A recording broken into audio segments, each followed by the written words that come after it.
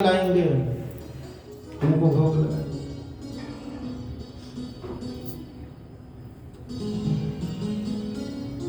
प्रभु का एक सखा है मधुमंगल, गरीब घर का।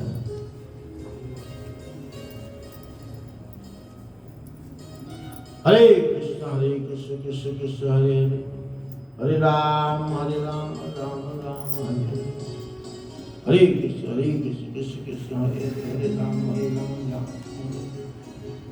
मैं रानी खेत में कथा से पकवान बना के ले जाएंगे, तू भी कुछ बनाना। मधुमंगल की माँ ने कहा, बेटा हमारे घर में कुछ नहीं, हम गरीब लोग हैं। बार बार जिद करने लगे, सब ग्वाल वाल बना के लाएंगे, मैं खा कन्हैया को कैसा लगेगा। कुछ बनाना अच्छा। बार बार माँ को परेशान करने लगी, घर में कुछ था नहीं। माँ ने कहा, बहुत दिनों की सड़ी हुई छाछ पड़ी है घर के कोने में, वही पिला दे अपने कन्हैया को। वो सड़ी हुई छाछ पकड़ा दी, बास आ रही थी उस पर दुर्गंध, और छाछ लेके चले गए। वहां जाके देखा तरह तरह के मिष्टान पकवान सब बाल बाल लाए हैं। मधुमंगल ने विचार किया, मैं सड़ी हुई छाछ कन्हैया को बुलाऊंगा। जब वहां सब ग्वाल बालों ने पकवान रखे अपने अपने घर, मधुमंगल बहुत दूर जाकर के अपनी मां की दी हुई सड़ी छाछ को खुद पीने लगे। कहा, ये सड़ी हुई छाछ में कृष्ण को कैसे पिलाऊं, और खूब पीना। इतने में भगवान पीछे से दौड़ के आए, मधुमंगल आपकी मां ने इतना अच्छा मिष्ठान बना के दिया, मुझे नहीं दिया ना।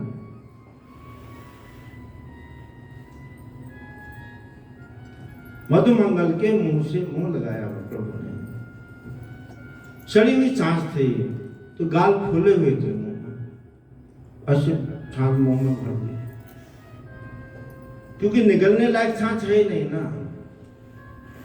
प्रभु ने कहा, इतनी स्वादिष्ट चीज इसलिए अकेले पी रहे हो। मधुमंगल के मुंह से मुंह लगाया, प्रभु ने गाल को यूं पिचकाया, उसके मुंह की छाछ अपने। इस दृश्य को विधाता ब्रह्मा देख रहे हैं।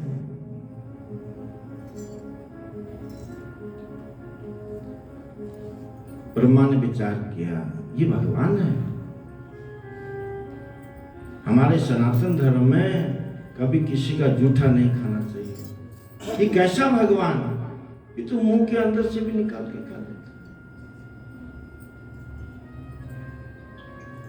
और ब्रह्मा जी ने परीक्षा के लिए प्रभु के सब गाय बछड़ों का ग्वालों का हरण कर दिया और ब्रह्मलोक लेके चले गए। देखता हूं ये कैसा भगवान है। और भगवान भी मांगने के लिए नहीं गए, पीछे से मेरे बछड़े दे दे, मेरे गैया दे दे, ग्वाल दे दे, ले जा। भगवान ने अपने योग बल से फिर वैसे ही बछड़े बनाए, वैसे ही ग्वाल बाल बनाए, वैसे ही गायें बनाई, और सब अपने घर गए।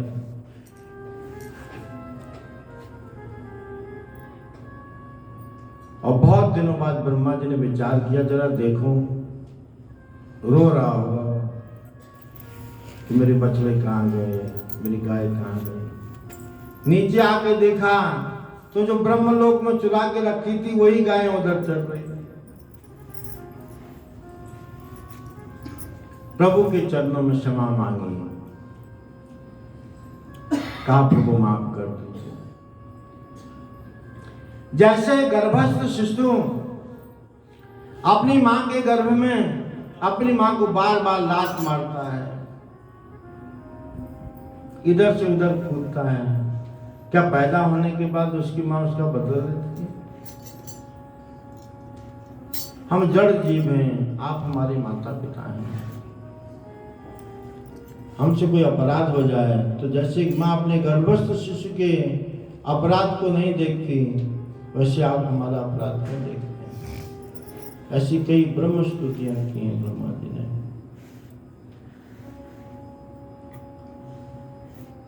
ये भगवान की लीला है।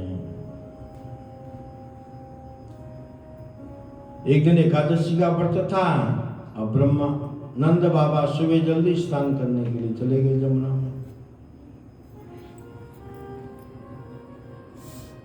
वरुण के दूत घूम रहे थे, नंद बाबा ने डुबकी लगाई, उन्होंने पकड़ा, सीधे वरुण लोग लेके चले।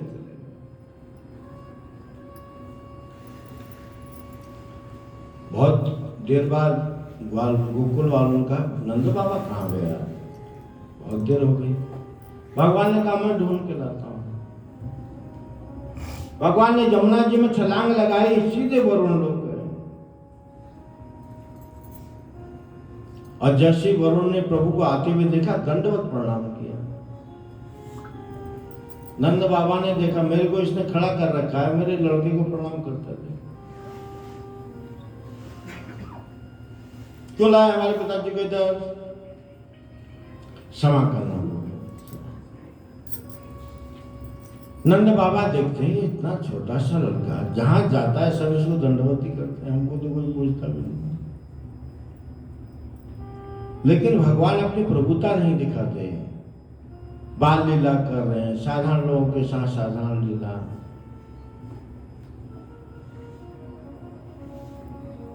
अनेकों जितने राक्षस भेजे कंस ने, एक भी वापस सबको मारा।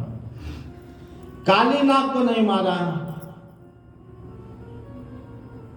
काली नाग इंद्रियों का प्रतीक है।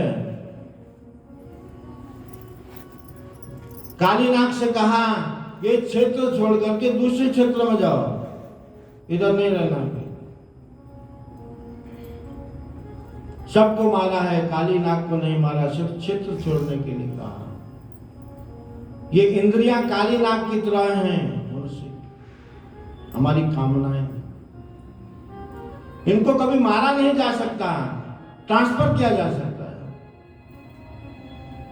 जैसे हमारे मन में कोई कामना है, विषय भोग की कामना, कई तरह की कामना, उन कामनाओं को हम भगवान की सेवा में लगा सकते हैं, ट्रांसफर कर सकते हैं, डाइवर्ट कर सकते हैं।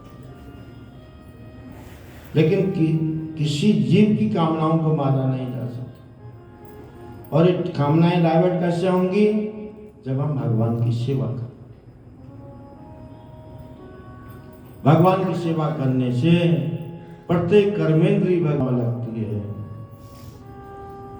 तो अगर वो कोई बुरी व्यसन में फंसी है, बुरी संग में फंसी है, बुरी विचारों में फंसी है, तो जैसे संग में सत्संग में फंसेगी, सारी इंद्रियां उधर सेवा में लगती हैं। इस इंद्रियों को वश में नहीं किया जा सकता, कंट्रोल भी नहीं किया जा सकता, मारा भी नहीं जा सकता। इंद्रियों को भगवान की सेवा में लगाया जाता है। काली नाग इंद्रिय का प्रतीक है। गौचारण के लिए प्रभु जाते हैं।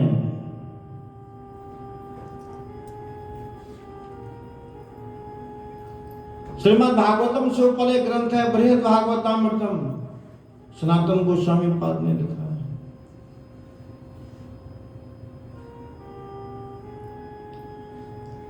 बृहद भागवतामृतम में लिखा है एक गोपालक काशी में था। गोपाल मंत्र की दीक्षा होती है हमारी वैष्णव संप्रदाय में। एक तो हरि नाम दीक्षा होती है, फिर जब ब्राह्मण दीक्षा देते हैं तो उसके साथ गोपाल मंत्र भी देते हैं।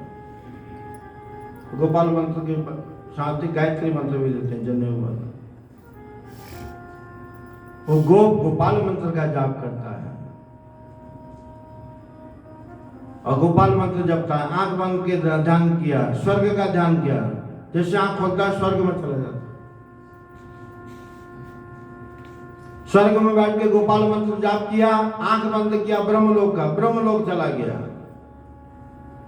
ब्रह्मा जी ने कहा आइए आइए बैठो, हमारा आसन सुनो। कुछ दिन रहो इधर ब्रह्मा बन। ब्रह्मलोक में चिंतन किया, गोलोक वृंदावन का गोपाल मंत्र जाप किया, आंख बंद किया, गोलोक वृंदावन चला गया भगवान। और नंद भवन में गया, यशोदा रानी खड़ी थी बाहर। गोप कुमार ने पूछा कृष्ण कहाँ हैं? कहाँ गौचारण के लिए गए हैं? इसका मतलब क्या?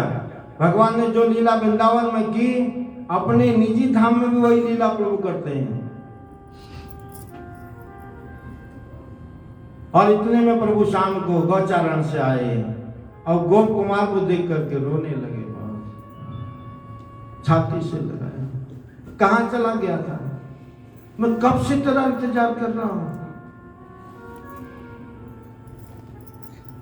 भगवान अपने धाम में जीव को, हम लोगों को देखने के लिए तरसते हैं कि मेरा जीव कब आएगा मेरे पास। इंतजार करते हैं प्रभु अपने लोग। और वहां कैसे जाएंगे? जब उनके नामों का जाप कर भगवान का कीर्तन करेंगे, भजन करेंगे, भगवत धाम जा सकते। मेरा गोपाल गिरधारी जमाने से निराला है। गोपाल गिरधारी जमाने से निराला है। मेरा गोपाल गिरधारी जमाने से निराला है। मेरा गोपाल गिरधारी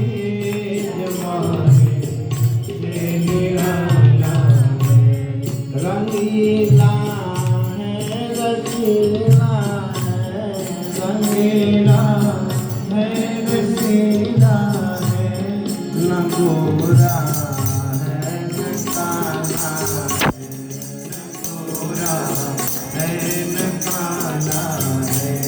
मेरा गोपाल गिरधारी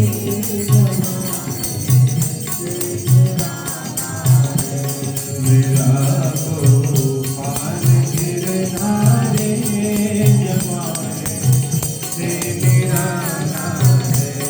रंगीला है, रसीला है, गोरा है न काला है। रंगीला है, रसीला है, न गोरा है न काला है। मेरा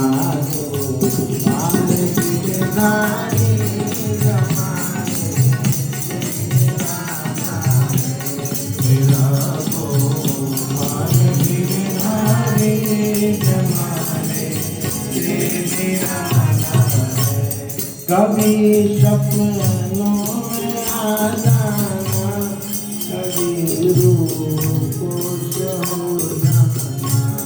कभी सपनों में आ जाना, कभी रूपों से हो जाना। ये दर्शाने का मोहन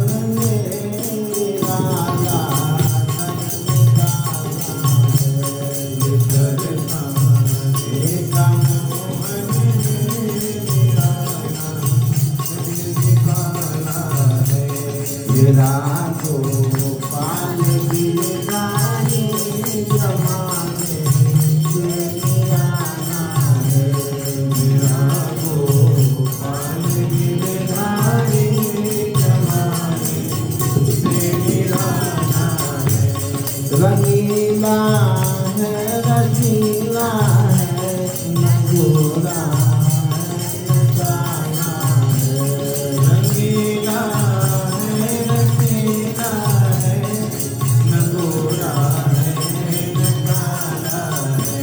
मेरा गोपाल गिरधारी जमाने से निराला है।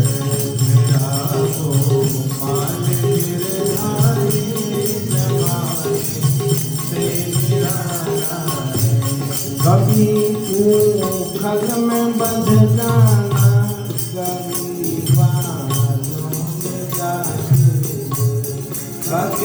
उखल में बंध जाना, कभी बालों में जाके, कभी उखल में बंध जाना, कभी बालों में जाके, कभी उखल में बंध जाना, कभी बालों में जाके, कभी बालों में जाके, कभी बालों में जाके, तुम्हारी बाल लीलाएं अजब धोखे में डाला है, तुम्हारी बाल लीलाएं अजब धोखे में डाला है, तुम्हारी बाल लीलाएं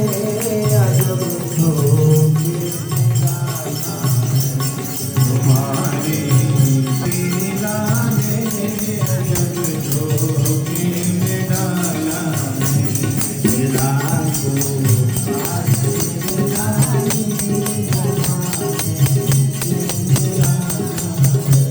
मेरा को मान गिराने जमाने से गिराना है, कभी वो मुस्कुराता है, कभी वो डूब जाता है, कभी वो मुस्कुराता है, कभी वो रूठ जाता है, कभी वो मुस्कुराता है, कभी वो रूठ जाता है, कभी वो मुस्कुराता है, कभी वो रूठ जाता है, किसी दर्शन के खातिर तो बड़े नाम डाला है, किसी दर्शन के खातिर तो बड़े नाम डाला है, मेरा तो बाल लीलानी जमाने से निराला है, मेरा तो बाल लीलानी जमाने से निराला है, मेरा तो बाल लीलानी जमाने से निराला है, मेरा तो बाल लीलानी जमाने से निराला है, रंगीला है रसीला है, न गोरा है न काला है, रंगीला है रसीला है, न गोरा है न काला है, हरे किंकरवाणि वः ब्रजस्यागमनं कश्चन वृत्तागमन कारणम्। स्वागत है, स्वागतम ओ महाभागा प्रियं किंकरवाणि, स्वागत है गोपियों, स्वागत। रजन्येषा घोर रूपा घोर सत्व निषेविता, इतनी आधी रात में अपने पतियों को, अपने बच्चों को, अपने सगे संबंधियों को, अपने आश्रितों को छोड़ करके आधी रात में मेरे पास आ गई, मर्यादा का पालन नहीं करते। मातरः पितरः पुत्र भ्रातरः पतयस्य च, अपने माता पिता पुत्र भाई पतयस्य च, अपने पतियों को भी छोड़ के आ गए। ठीक नहीं किया, अपने पति को छोड़ के सगे संबंधी पर पुरुष के साथ होगी आधी रात में। प्रभु ने कहा अच्छा नहीं ऐसा, दुर्शीलो दुर्भगो वृद्धो जड़ो रोग्य धनो पीवा, पति स्त्री भिन्न हंतव्यो लोकेषु भिरपातकी। किसी पत्नी का पति कैसा भी हो, दुशील हो, दुराचारी हो, दुर्भगो, वृद्धो, बूढ़ा हो, अभागा हो, रोगी हो, जड़ो, मूर्ख हो, स्त्री के लिए उसका पति परमेश्वर होता है। और तुम अपने पति को छोड़ के हमारे पास आ गए। पतिव्रत धर्म का पालन करना चाहिए। पतिव्रत धर्म की बहुत महिमा है। सती अनुसुईया, ब्रह्मा विष्णु महेश तीनों परीक्षा लेने के लिए आए। अम्मा अनुसुईया से कहा, हम निर्वस्त्र में भोजन करना चाहते हैं, आप निर्वस्त्र होकर के भोजन बनाएंगे तब हम खाएं। अपने पति का स्मरण किया, त्रिमुनि का, तीनों देवों को बच्चा बना दिया, गोदी में खिलाया, भोजन बनाया,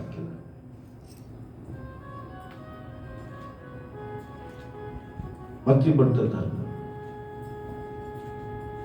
धीरज धर्म मित्र अरुणारी, धीरज धर्म मित्र अरुणारी, परखिए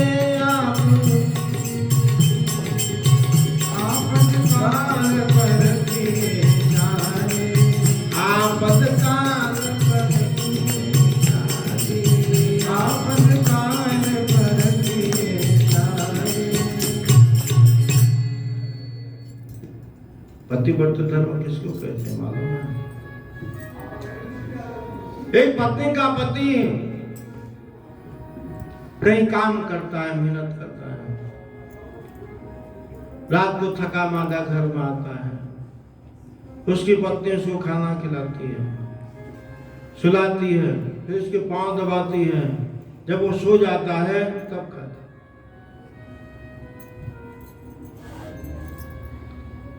एक दिन उसका पति काम से आया, भगवान गोपियों को पतिव्रत धर्म का उपदेश दिया।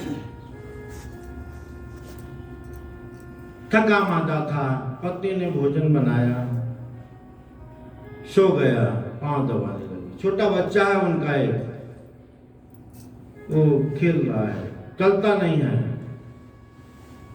क्या बोलते हैं, गोहे लगाना, हाथ पांव दोनों चारों से चलता,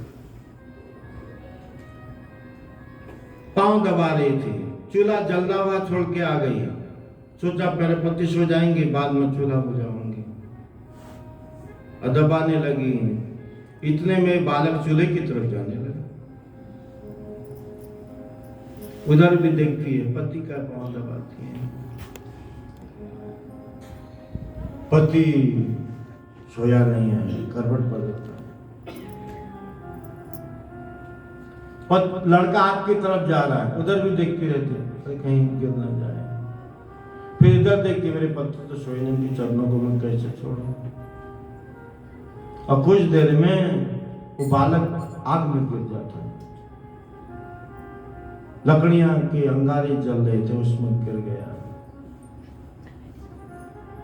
कुछ वक्त वो अपने पति के पांव दबा रही थी, उसने अपने सर को अपने पति के दोनों चरणों से चिपका के कहा, हे चरणों, मेरे बेटे की जिंदगी है वो आप, मैं तो आपको दबा रही थी ना, अब मेरे लड़के की रक्षा करना आपका काम है। कुछ देर में उसके पति को नींद आ गई, डरी डरी से चूल्हे की तरफ गई, मेरा बच्चा किस हालत में होगा। और जैसे आग के पास आई तो अंगारों के बीच में गेंद खेल रहा था बच्चा। प्रभु ने कहा, यह है पतिव्रत धर्म, उस चरणों की सेवा का फल है। आग भी उसके बच्चे को खुश नहीं कर सकती। गोपी ने कहा, आपका उपदेश हो गया। प्रभु ने कहा, मेरा काम तुमको उपदेश देना है। अब गोपियों ने कहा, हम आपको एक कहानी सुनाती हैं। आपने अपनी कहानी सुना दी। प्रभु ने कहा, सुनाओ। एक पत्नी का पति प्रदेश में नौकरी करता है, साल में एक बार घर आता है, पत्नी पूरे साल भर बाट जो होती, मेरा पति फलाने महीने की फलाने तारीख को घर आएगा, और एक दिन एक महीने की छुट्टी पर घर आता है, खुश हो जाती है, आ गए मिठाई वगैरह लाया, खुश हो जाता, पहला ही दिन है, घुमाने ले जाता है। आप तो परदेश रहते हैं, दिल्ली बंबई, मैं तो गांव में ही रहती, चल तेरे को भी घुमा के लाता हूँ,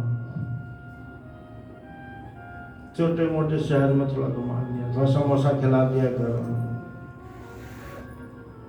एक आध चूड़ी पहना दी, कुछ हो जाए।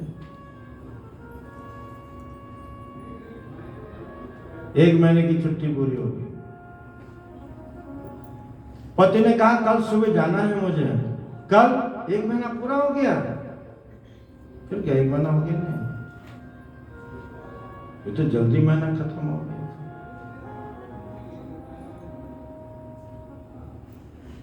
कल सुबह जाना है मुझे, जाना है रात भर, कल चले जाओगे ना तुम, अब तो एक साल बाद आओगे ना, हाँ एक साल तो नहीं जाऊं क्या, नहीं जाओ, फिर यहाँ की औरतें बोलती तेरा पति खाली घर में रहता है, पति से काम भी कराना है, घर में भी नहीं रखना, क्योंकि दूसरे लोग ताने मारते हैं, आजकल घर पे ही है, हो काम दाम नहीं है, वो भी इंसल्टिव हुई, नहीं जाओ, लेकिन कल ही चले जाओगे, जाना है ना कल, एक महीना पूरा हो गया,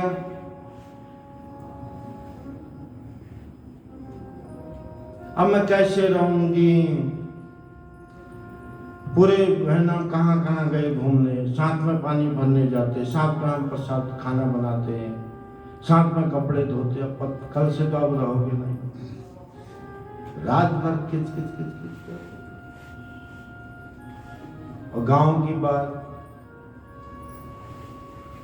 गांव में बस भी नहीं मिलती है, सुबह 4 बजे उठना पड़ता है, 4-5 किलोमीटर बाद बस मिलती है, रात भर खिच खिच। पति ने कहा क्यों खिच खिच कर, कैसे रहूंगी, यही सोच रही हूँ कैसे रहूंगी। पति ने फोटो निकाला, ये ले फोटो रख, इसके साथ सोना, कल से तकिए के नीचे रख देना,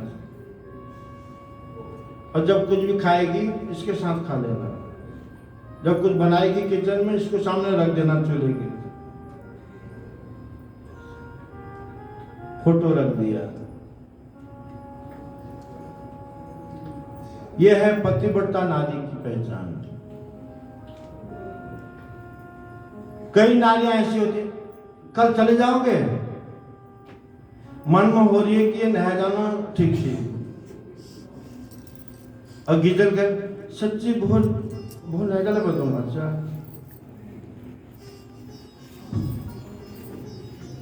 हमारे गांव में जी एक माता जी कथा आती, वो बता कल चले जाओगे, अरे उसने कहा चले जाऊंगा ना, वो दूसरे दिन चले गए, सुबह 5 बजे कहीं मासी की जगह बस पकड़नी थी,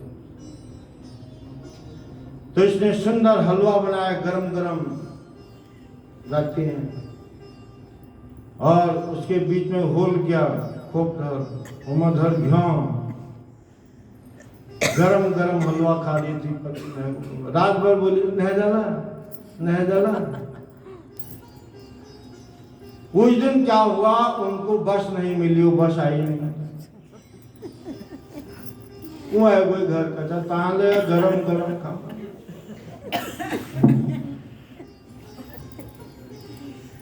कभी जाओ तो मुना फोड़ मरेगी, हलवे गरम गरम हलू कशी खा, उनको मर जाओ, तुम दिल्ली में जावे के खाचा में हलू नहीं खा, यश रहने का, ये पतिव्रता स्त्री है,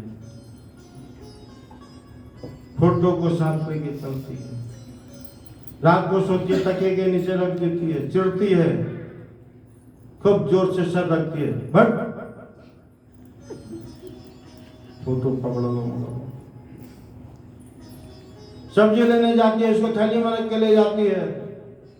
2 किलो आल पुलद है, कहाँ धरूं? यह मुनम धरो मत में। प्याज यक्का मुनम टटकाओ।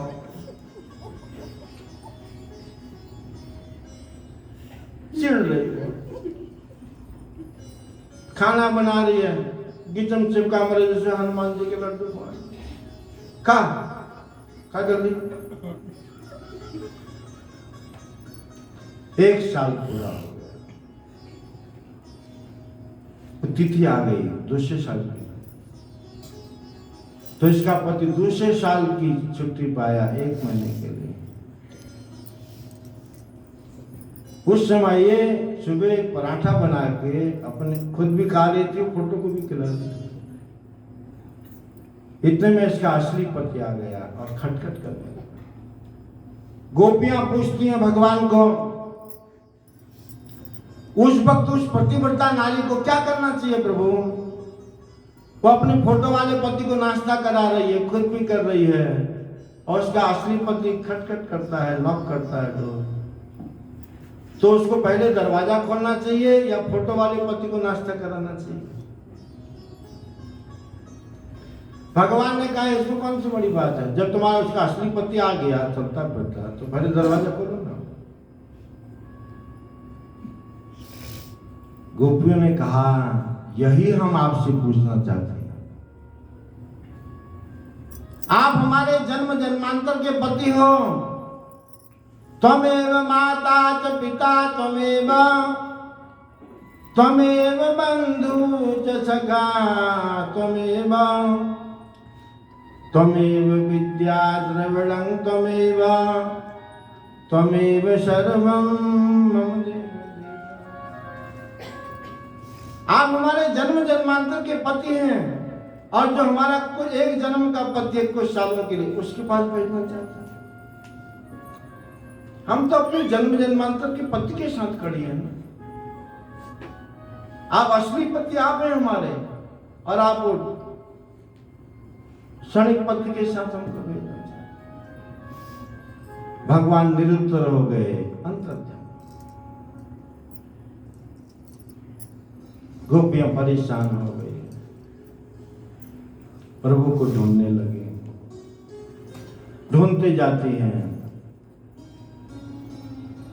चरण चिन्ह देखती हैं भगवान के, छाप भाव। कुछ आगे जाती हैं, देखा तो प्रभु के चरण छाप थोड़ा गहरे हैं। गोपियां विचार करती हैं यहां पर गहरे कैसे हो गए? इसका मतलब भगवान कुछ बोझ लेके जा रहे थे। दूसरी गोपी बोली, जो श्रेष्ठ गोपी है ना राधा रानी, उसके साथ गए हैं। अंतर ध्यान हो गए राधा जी के साथ, और रास्ते में चलते जा रहे हैं। राधा जी थक गई हैं, और प्रभु से बोला मैं थक गई, अब चल नहीं पाते। भगवान ने कहा मेरे कंधे में बैठ जा, और अपने कंधे में बिठाया। तो कंधे में बैठने से प्रभु का शरीर का भार बढ़ा, तो पांव के छाप के गहरे। सुखदेव गोस्वामी राधा जी का नाम नहीं लेते, गोपिया नाम से अंकित किया है। सुखदेव गोस्वामी के अधिष्ठात्री हैं, गोलोक वृंदावन से राधा जी ने भेजा है कथा सुनाने। श्रीमद् भागवतम के 18,000 श्लोकों में एक श्लोक के 4 चरण हैं। कोई चरण ऐसा नहीं जो राधा रानी के बिना हो, लेकिन कहीं लिखा नहीं। जैसे पतिव्रता पत्नी सनातन धर्म की शिक्षा के हिसाब से अपने पति का नाम नहीं बताती, वैसे सुखदेव गोस्वामी अपनी अधिष्ठात्री का नाम नहीं लेते। हर श्लोक में राधा जी। तब बाद में गोपी की सुखदेव गोस्वामी कहते हैं, जय तितेदिकम जन्मना ब्रज तव कथामृतम तप्त जीवनम कवि विरीडितम कल्मषापहम श्रवण मंगलम श्रीमद्दाततम भुवि गणन्ति ते मंगल भवन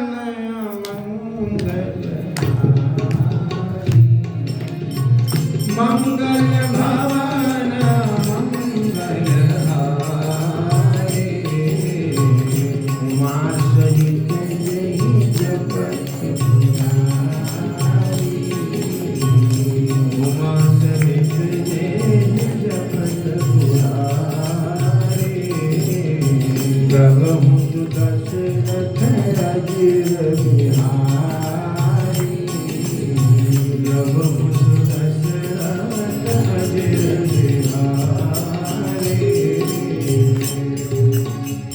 ये राधा रानी का चरित्र है। इसके बाद मथुरा लीला में प्रवेश करेंगे। रुक्मिणी विवाह तक की कथा करनी है। कथा का समय 5 बजे तक, तो उसी हिसाब से मैं